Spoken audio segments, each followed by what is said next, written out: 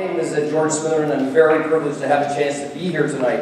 As an experienced Habitat for Humanity drywaller and painter, and a celebrant community on Rotary Drive in the riding of Toronto Centre that I was privileged to represent, I've had a chance to witness the way that Habitat works and the way that Habitat renews lives.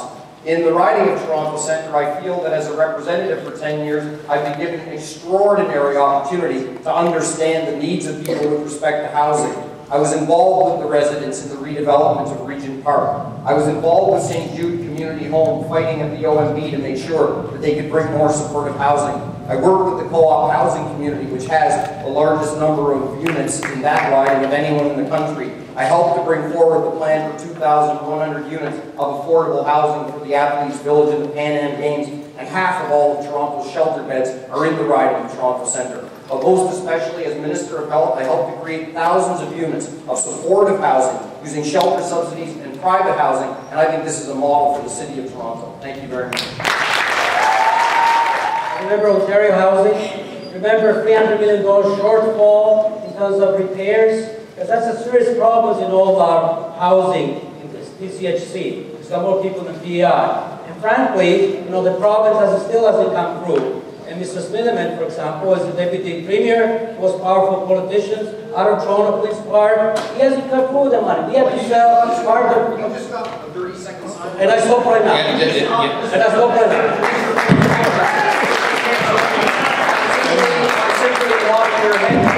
It's true that in the very last short period of time, I helped to deliver $200 million of additional resources for the refurb and retrofit of existing Toronto community housing stock. You say that's true?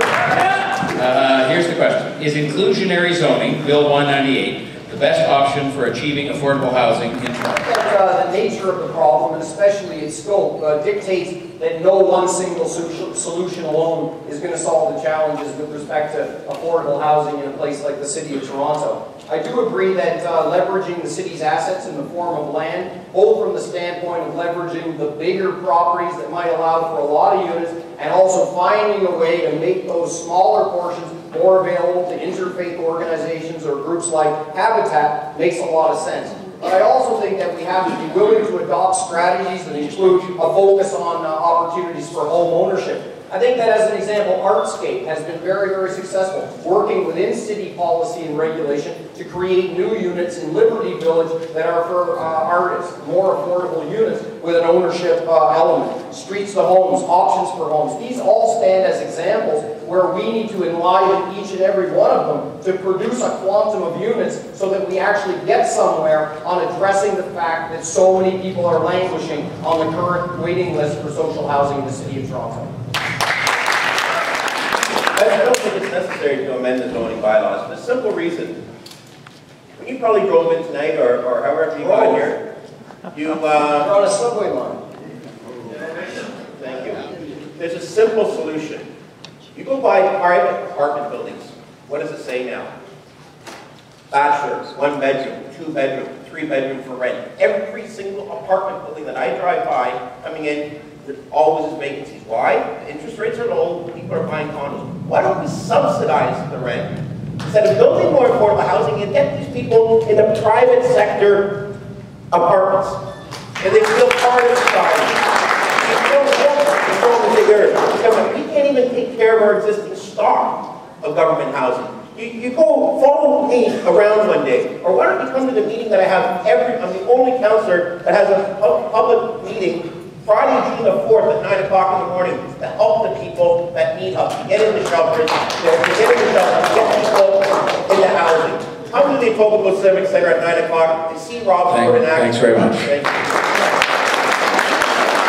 2 minutes now for rebuttal, 30 seconds each. Who would like to start? I would like to start. I'm frustrated because many people up here don't know what's been happening in the City of Toronto. The City of Toronto leads the way across this country and in North America. There's a 10-year plan that paves the agenda that everybody's talking about, and it was approved just recently at Council. So we've already laid the foundation. The guy to my right doesn't even know what inclusionary zoning means. He sits here and he talks about it.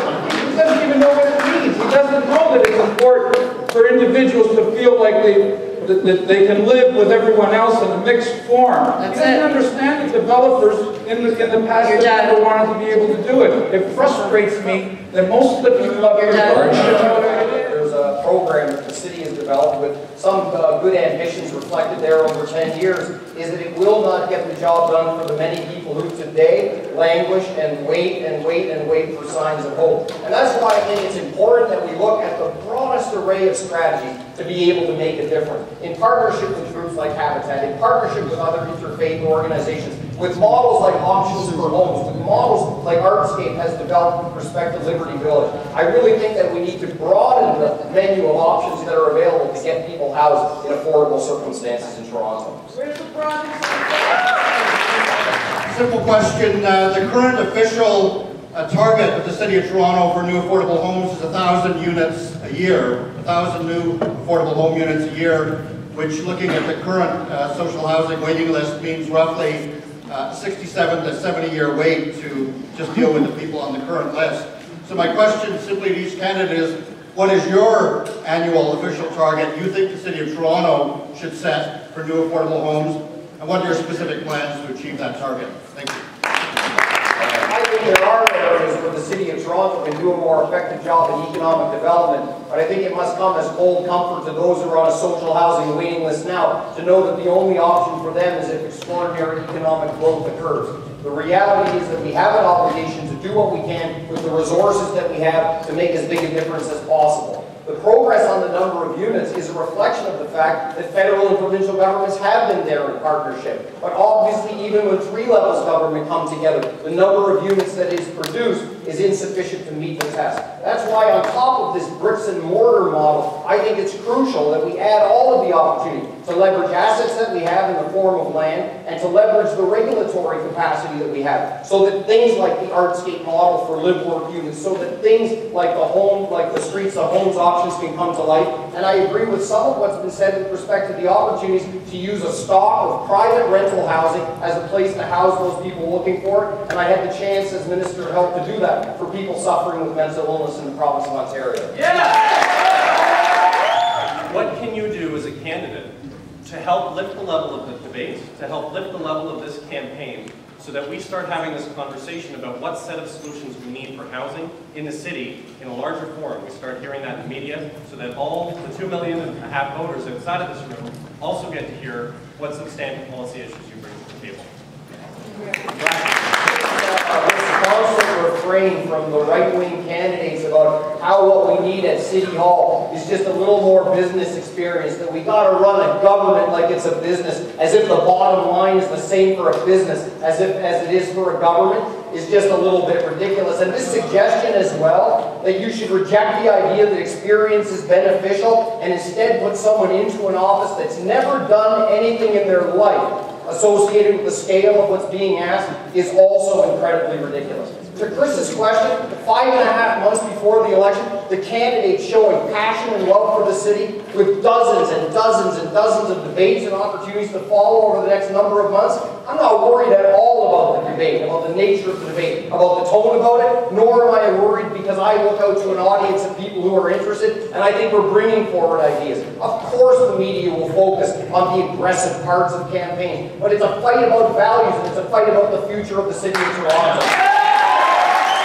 To all of those in the room and to the good people at Habitat, thank you for bringing us together. I hope that in the next 5.5 months we have the opportunity for more debates specifically on the topic of housing, because this is one of the most crucial issues facing our city. And I look forward to the opportunity to put forward my ideas and also to talk about the experiences that I've had, shaped on a platform of progressive values embedded in me as a young man, and especially given the opportunities in a place called Toronto Centre to experience the most amazing array of housing initiatives. I think that I have the range of experiences that allows us to get beyond the talking phase and right down to the nitty-gritty. For certain, I got a few laps on me, and with that experience comes having led an organization with as many moving parts as the City of Toronto. I hope that you will consider me and support me on October 25th so that I can bring all of the energy, passion, and love that I have for Toronto to the fore on behalf of the people of Toronto every single day. Thank you.